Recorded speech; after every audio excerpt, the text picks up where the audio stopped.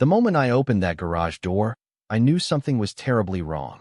I had returned from Britain 3 weeks earlier than planned. My flight landed in Chicago just after noon, and by the time I picked up my rental car and drove the familiar roads back home, the sun was already beginning to sink behind the trees. I never told anyone I was coming back early. Not my wife, Karen. Not my daughter, Emily. I wanted it to be a surprise. For months, I had imagined walking through the front door, hearing Emily laugh, and finally sitting down with my family after a long business project overseas.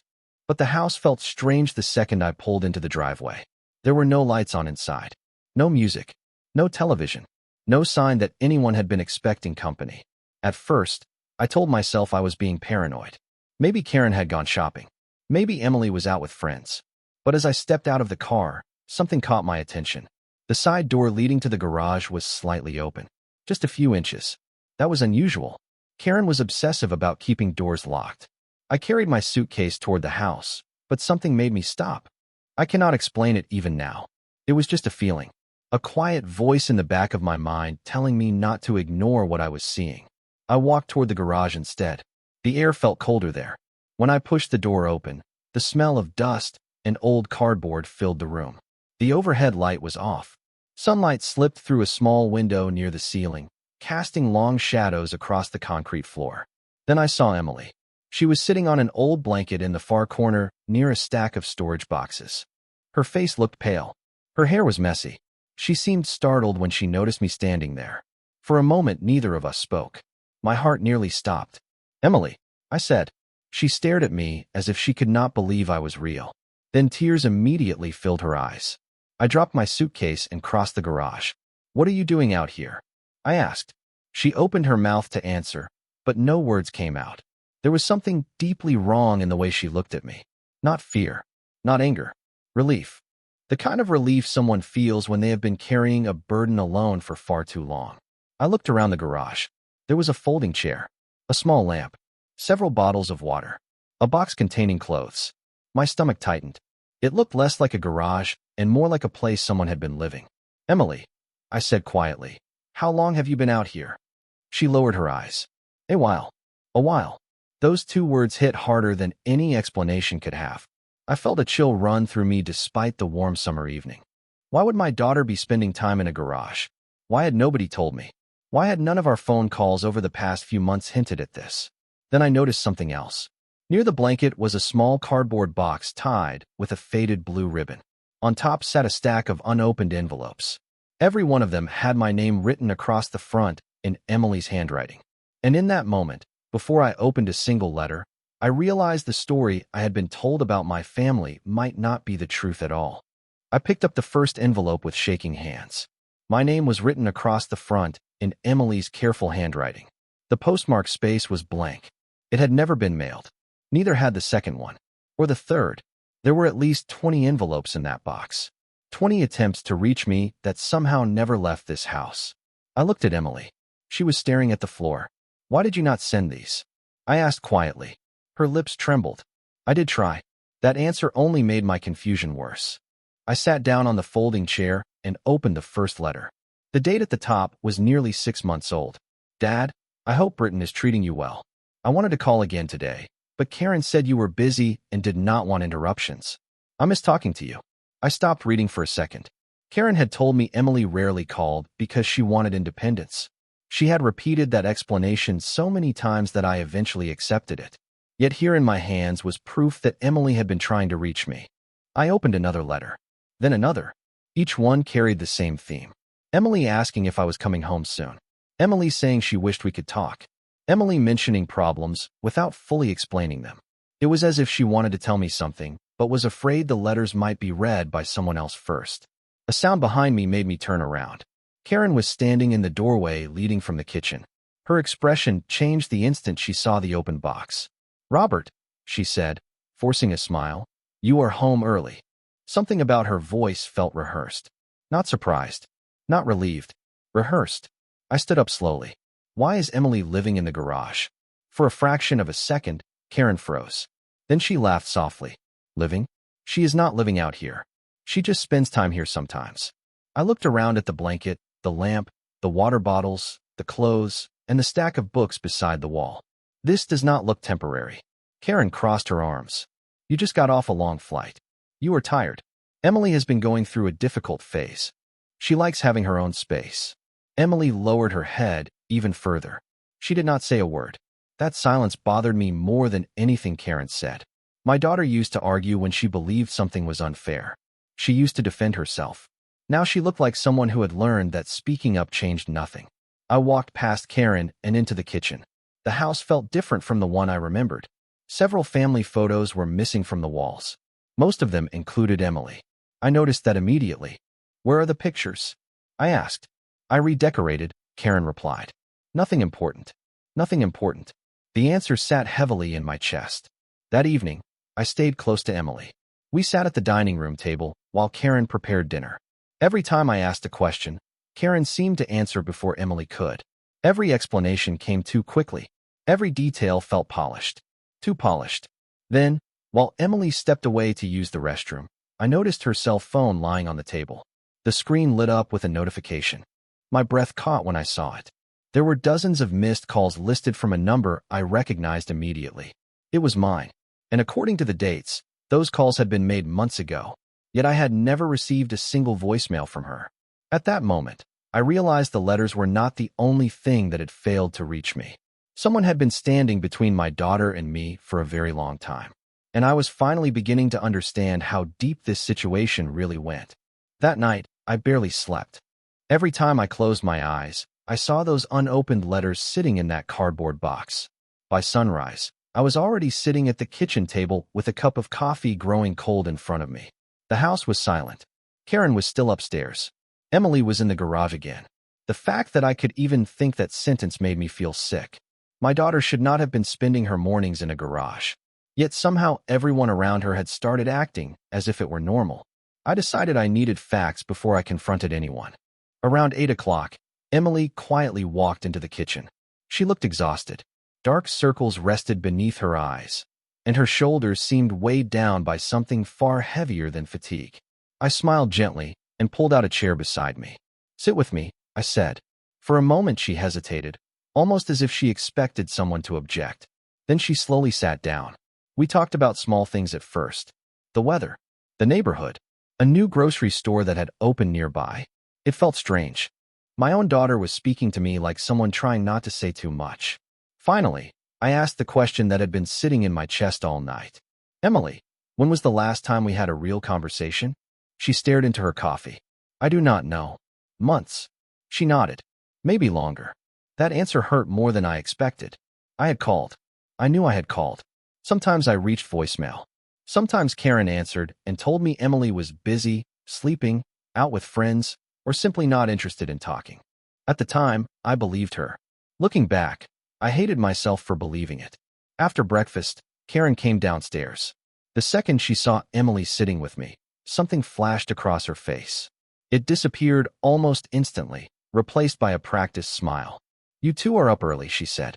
Emily immediately became quiet again. That reaction did not escape me. Later that afternoon, I decided to visit someone I trusted. Mark Reynolds had lived 3 houses down for nearly 15 years. He had watched Emily grow up. If anyone knew what had been happening while I was overseas, it would be him. When I knocked on his door, he seemed surprised to see me. Robert, he said, I thought you were still in London. I came back early. His expression changed. Not dramatically, just enough for me to notice. Can we talk? I asked. 10 minutes later, we were sitting on his back porch. At first, Mark avoided eye contact. He talked about baseball, weather, and property taxes. Finally, I interrupted him. Tell me what happened to my daughter. The silence that followed lasted several seconds. Then he sighed heavily. I was hoping you would ask. My stomach tightened. Mark looked out toward his backyard before speaking again. Robert, I tried to convince myself it was none of my business. What are you talking about? He rubbed his hands together nervously. Things changed after you left. Emily stopped coming around. She stopped attending neighborhood gatherings. Every time someone asked about her, Karen had an explanation ready. What kind of explanation? Different ones. Sometimes she said Emily was traveling. Sometimes she said Emily wanted privacy. Sometimes she said Emily was dealing with personal issues. My pulse quickened. And you believe that? Mark looked ashamed. At first, Then he lowered his voice. But after a while, people started noticing things. I leaned forward. What things? Mark hesitated before answering. The garage light stayed on almost every night. A cold feeling settled over me. And his eyes met mine. And sometimes, late in the evening, I would see Emily sitting in there alone. My hands tightened around the coffee mug. Mark exhaled slowly. Robert, there is something else I never understood. What? He looked directly at me. For months, Emily kept asking whether you had received her messages. She seemed genuinely confused every time I said I thought you were still too busy to respond. In that moment, every piece of the puzzle became darker. Because now I knew the letters were not isolated. The missed calls were not isolated. And somewhere inside this house, there had to be a reason why my daughter's voice had been disappearing before it ever reached me. When I returned home from Mark's house, the sun was already setting. The orange lights stretched across the driveway and cast long shadows over the garage. For a moment, I just sat in my car, staring at the house that had once felt like the safest place in the world. Now it felt unfamiliar, not because the walls had changed, but because I was beginning to realize how much had happened inside them without me knowing. I walked straight to the garage. Emily was sitting on the blanket again, reading an old paperback novel. She looked up when she heard the door open. There was uncertainty in her eyes, as if she still was not sure whether I would stay or disappear again. I sat beside her on a storage crate. Neither of us spoke for a minute. Then I asked the question I should have asked a long time ago. Emily, why did you stop telling me what was happening? She looked down at the book in her hands. I did not stop. Those 4 words hit me harder than anything Mark had said. I stayed quiet. Emily slowly stood and walked toward a stack of boxes near the back wall. She knelt down and pulled out a worn plastic container. Dust covered the lid. It looked like it had been sitting there for months. She carried it over and placed it between us. I was hoping you would come home before I needed to show you this, she said softly. Inside the container were dozens of folded papers. Some were letters. Some were greeting cards. Some were printed emails. Every single one was addressed to me. My hands trembled as I picked up the first page. It was dated 8 months earlier. Dad, I tried calling again today. Karen said you were in meetings and could not be disturbed. I hope you are okay. The next letter was similar. Then another. Then another. As I read through them, a pattern emerged. Emily had been trying to contact me constantly. She had written after difficult days. She had written when she felt lonely. She had written when she needed advice. Some letters were only a few sentences. Others were several pages long. Yet none of them had ever reached me. Why keep them? I asked. Emily looked away. Because I thought someday you would want to know that I never gave up trying. My throat tightened. Then she reached into the bottom of the container and removed a small notebook. Unlike the letters, this notebook was private. The cover was faded. The corners were bent. She hesitated before handing it to me. You can read it, she said. I think you should. I opened to the first page. The entries were short at first. Daily thoughts. Small observations. Then gradually they became more personal. There were entries about feeling isolated. Entries about conversations that ended before they started. Entries about wondering why her father no longer seemed interested in her life. Every page felt like a conversation I should have been part of, but never heard. One entry made me stop completely. Dad called today. Karen answered before I could get to the phone. She told me he was busy and would call back later. He never did. I stared at that sentence. I remembered that day perfectly. I had called from London and spoken to Karen for nearly 10 minutes. She told me Emily was out with friends and doing great. I believed her. Sitting there in the garage, I finally understood that 2 completely different stories had been unfolding at the same time. Then I turned to the final written page.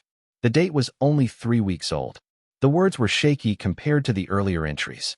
I keep hoping Dad will come home before it is too late to explain everything. I closed the notebook and looked at Emily. She was staring at the floor. But the notebook had revealed something even more important than her loneliness. Hidden inside the back cover was a folded piece of paper with a list of dates, phone numbers, and notes written in Emily's handwriting. And the moment I unfolded it, I realized it might finally explain who had been making her voice disappear. The folded sheet inside the notebook looked ordinary at first. It was a single page covered in dates, phone numbers, and short handwritten notes. But the more I studied it, the colder I felt. Emily had documented everything. Every time she tried to call me. Every time she mailed a letter. Every time she was told I was unavailable. There were notes beside several entries. Dad called at 7:14 p.m. Karen answered. Said he was too busy to talk. Another entry read, tried sending email. Never received response. Another simply said, asked again if Dad got my birthday message. Karen said he never mentioned it. I sat there in silence, reading line after line. This was not a collection of random memories. It was a record. Emily had been keeping track because she no longer trusted what she was being told. When did you start writing all this down? I asked. About a year ago, she replied quietly. I thought maybe I was imagining things at first. Then it kept happening. I looked at her. Why did you not tell someone? She gave a sad smile. Who? I had no answer. The truth was painful. The people around her had slowly accepted a version of reality that left her isolated. Neighbors assumed she wanted privacy. Friends stopped calling when she stopped responding. Family members trusted the explanations they were given. Little by little, her world had become smaller. Then I noticed several names listed at the bottom of the page. One of them belonged to Mark. Another belonged to a former co-worker of Emily's.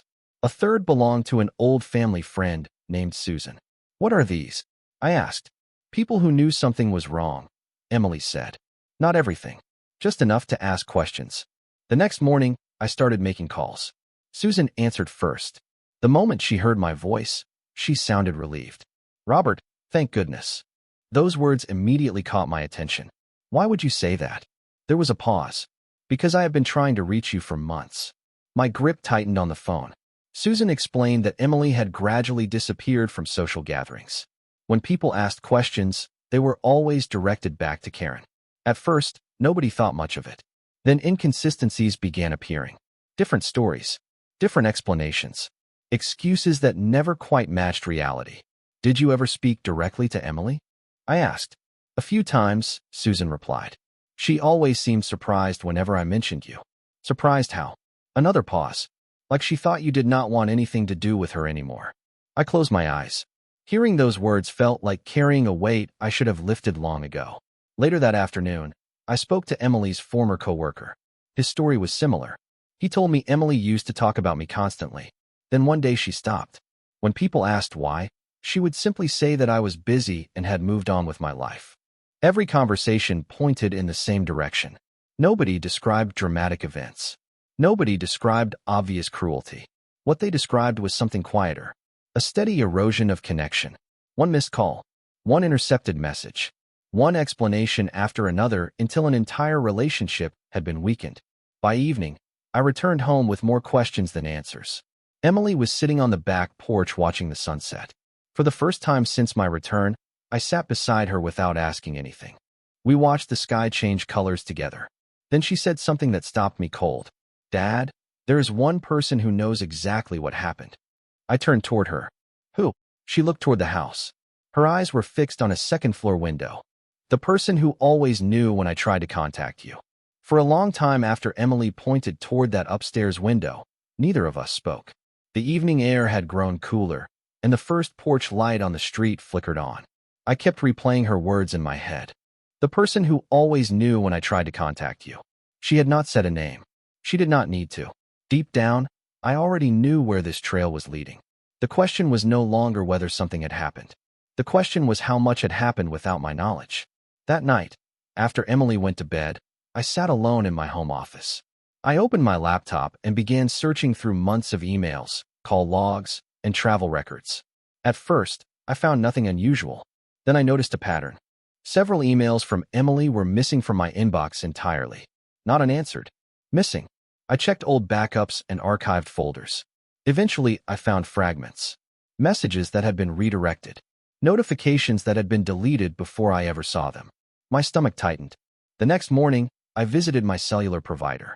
I wanted a complete record of incoming calls during my time overseas. The representative printed several pages and handed them to me. As I studied the records, a strange detail immediately stood out. Numerous calls from Emily's number had lasted only a few seconds. They connected and then ended almost immediately. Yet I had never spoken to her during those calls. I asked for more information. The representative explained that some calls had been forwarded before reaching my device. I stared at the page. Forwarded. I thanked her and walked back to my car in silence. By the time I reached home, the pieces were beginning to fit together. Not perfectly, but enough to see the outline of something deeply troubling. Emily was sitting at the kitchen table when I arrived. She looked nervous the moment she saw my face. I sat across from her and placed the call records on the table. "Emily," I said gently, "did anyone ever tell you that I did not want to hear from you?" She looked down. "Not directly." "Then what did they say?" She hesitated. "That you were busy. That you had moved on. That your work mattered more. That I should stop bothering you." Each sentence felt like a stone landing in my chest. "Who told you that?" Emily remained silent for several seconds. Then she finally answered. "Mostly Karen." Hearing the words out loud hurt more than I expected. Not because I hated Karen. I did not. But because trust, once damaged, leaves a very specific kind of emptiness behind. Throughout the afternoon, I continued reviewing documents. Then I found something unexpected. Tucked inside a desk drawer in the study was a small folder containing household paperwork. Most of it was ordinary. Utility bills, insurance forms, maintenance receipts. But one document caught my attention. It was a change of contact form submitted nearly 10 months earlier. Several family notifications that had previously listed my direct overseas number had been changed to a different contact person. Karen. I read the page twice. Then a third time. My hands were trembling. The change had effectively placed a filter between me and information coming from home. That evening, I sat with Emily on the back porch again. The sunset painted the sky in shades of gold and orange. For the first time since my return, she seemed slightly less guarded. "Dad," she said quietly, "I thought maybe you stopped caring." I shook my head immediately. "Never." Tears filled her eyes, but she smiled for the first time. It was small, fragile, but real. And in that moment, I made a decision. I was done collecting fragments. Done guessing. Done accepting explanations that never made sense. The next conversation I had would be with Karen herself. Because the evidence was no longer pointing toward misunderstandings. It was pointing toward deliberate choices. And I was finally ready to hear her side of the story. The conversation happened the next evening. I did not raise my voice. I did not prepare a speech. I simply asked Karen to sit down with me in the living room after dinner. Emily was upstairs. The house felt unusually quiet. Karen seemed nervous the moment she saw the folder in my hands. She sat across from me and tried to smile. "What is this about?" she asked. I placed the call records, copies of emails, and the contact change form on the coffee table between us. For several seconds, she stared at the documents without saying a word. Then she looked up at me. "Where did you get those?" That was the first answer that truly frightened me.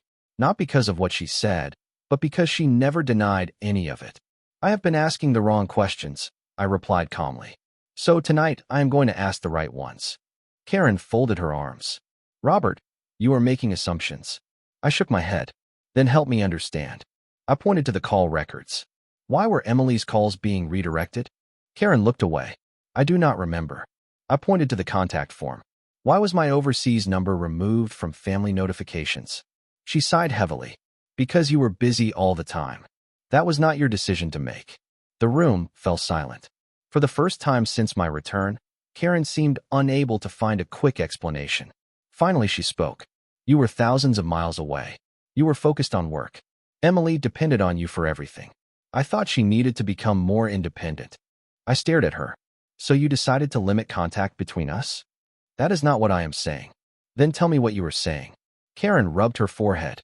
"Every time she called you, every time she wrote to you, everything revolved around you." She was 34 years old and still looking to her father for every answer. I thought it was unhealthy. Her words landed heavily in the room. There was no dramatic confession, no shocking revelation, just a series of choices that had slowly built a wall between a father and his daughter. "Did Emily know what you were doing?" I asked. Karen shook her head. "Not at first." And later, she did not answer. That silence told me everything. I leaned back in my chair and looked around the room. Suddenly, so many moments from the past year made sense. The missed calls, the unanswered messages, the growing distance that I could never explain. None of it had happened overnight. It had happened one small decision at a time. Karen finally looked at me with tears in her eyes. I never wanted things to go this far. I believed her. That was the tragic part. I did not think she had started with bad intentions. But intentions do not erase consequences. Upstairs, I heard a floorboard creak. Emily was probably listening. Maybe she had been waiting years to hear this conversation. "Karen," I said quietly, whether you meant to or not. You took away her ability to reach me. And you took away my ability to know what was happening to my own daughter. She lowered her head. Neither of us spoke for several moments. Then I stood and gathered the documents. The argument was over before it truly began. There was nothing left to debate because the evidence already spoke for itself. As I turned toward the stairs, Karen asked one final question. What happens now? I stopped at the bottom step and looked back at her. For the first time since coming home, I knew exactly what my answer would be. Now, I said, I start fixing what should never have been broken in the first place. The next few weeks were not about revenge. They were about rebuilding reality. That was the first thing I understood after my conversation with Karen. Nothing could erase the months Emily had spent believing her own father no longer cared. Nothing could instantly restore the trust that had been damaged one missed message at a time. But there were things I could change, and I intended to change them. The first step was simple. Emily moved out of the garage. Not because I ordered her to. Not because I wanted to make a statement. Because for the first time in a long time, she had a choice. Together we cleaned out her old bedroom. We opened curtains that had remained closed for months. We brought in fresh bedding. We repainted one wall that had become faded over the years. It was not a dramatic moment. Yet watching her place her books back onto a shelf felt more meaningful than any argument ever could. Meanwhile, I began reviewing every family account, every household arrangement, and every decision that had been made while I was overseas. I discovered that Karen had gradually taken control of nearly all communication regarding the household. Emergency contacts, insurance notifications, family correspondence, and even some financial updates had been redirected through her. None of it was illegal. None of it violated any laws. But it had created a system where information flowed through one person before reaching everyone else. That system ended immediately. I restored direct communication channels. I updated every account. I made certain that Emily had access to every piece of information that affected her life. For the first time in many months, nobody stood between us. Karen noticed the changes immediately. At first she resisted. Then she grew quiet. Eventually she stopped arguing altogether. I think she realized something important. The situation was no longer about who was right. It was about accountability. One evening she approached me while I was sitting on the back porch. "You are shutting me out," she said. I looked at her carefully before answering. "No, I am removing barriers." She lowered her eyes. Neither of us spoke for several seconds. Then she nodded. It was not forgiveness. It was not reconciliation. It was simply recognition that consequences existed. During that same period, I spent more time with Emily than I had in years. We went for walks through the neighborhood. We visited a small diner she used to love when she was younger. We sat together for hours without discussing the past. Slowly, I noticed changes. She laughed more often. She slept better. She stopped looking over her shoulder whenever her phone rang. One afternoon, she showed me something unexpected. It was a draft email she had started writing months earlier, but never sent. The subject line simply said, "Dad." The message was short. "I miss talking to you. I hope you still think about me sometimes." Reading those words nearly broke my heart. But instead of sadness, I felt determination. Because the people who cared about Emily had begun reaching out again. Susan called regularly. Mark stopped by to check on her. Former co-workers invited her to lunch. The isolation that had once surrounded her was beginning to disappear. And that was the real payback. Not humiliation. Not punishment. Not anger. The real payback was watching every wall that had separated my daughter from the people who loved her slowly come down. Then one afternoon, as Emily and I sorted through the final box from the garage, I found something at the very bottom. It was the very first letter she had written after I left for Britain. I unfolded it carefully and read the final sentence. It stopped me cold, because it revealed exactly how long she had been fighting to hold on to hope. The final sentence in that letter read, "I know you will come back for me someday." I sat there holding the paper while the late afternoon sunlight streamed through the garage window. For several moments I could not speak. Emily had written those words nearly a year earlier. Through every missed call, every unanswered message, every lonely day, she had somehow held on to hope. Not certainty, not proof, just hope. I looked across the room at my daughter. She was sorting old books into boxes, completely unaware that I was reading the letter. Suddenly, I understood something that had taken me far too long to learn. The strongest person in this story was never me. It was her. She had endured confusion, disappointment, and isolation without becoming bitter. She had continued reaching out even when she believed nobody was listening. A few months later, life looked very different. Emily had accepted a new position with a local nonprofit organization. She was reconnecting with old friends. The garage had been cleared out completely. The blanket, storage boxes, and folding chair were gone. In their place stood shelves filled with gardening supplies and tools. Every trace of that painful chapter had disappeared. One Saturday morning, Emily and I stood in the driveway preparing to leave for breakfast. Before getting into the car, she glanced toward the garage and smiled. "I have not been in there for weeks," she said. "That is probably a good thing," I replied. She laughed. It was a full, genuine laugh, the kind I had not heard in years. As we drove through town, I found myself noticing things I had ignored for too long. The coffee shop where Emily used to study. The park where I taught her how to ride a bicycle. The movie theater where we spent countless weekends when she was younger. Those memories had always been there. I had simply allowed distance and distraction to convince me there would always be more time. Back at home later that afternoon, I found Karen sitting on the porch. The months since our conversation had not been easy for either of us. Trust takes time to rebuild. Accountability takes even longer. Yet there had been changes. Honest conversations. Difficult admissions. A willingness to stop making excuses. She looked up as I approached. "How is Emily?" she asked. "She is doing well," I answered. Karen nodded slowly. "I am glad." There was sadness in her voice, but there was also sincerity. Sometimes the most important consequences are not financial. They are personal. They are the realization that good intentions do not erase harmful choices. Inside the house, I walked into my office and opened the drawer where I kept Emily's letters. I had saved every single one.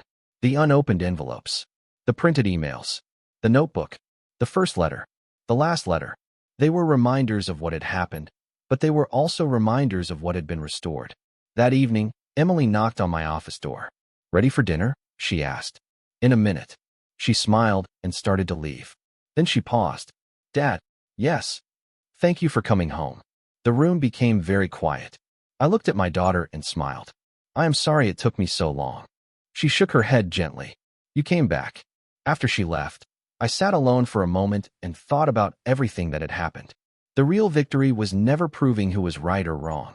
It was not uncovering records or exposing mistakes. The real victory was much simpler. My daughter no longer believed she was alone.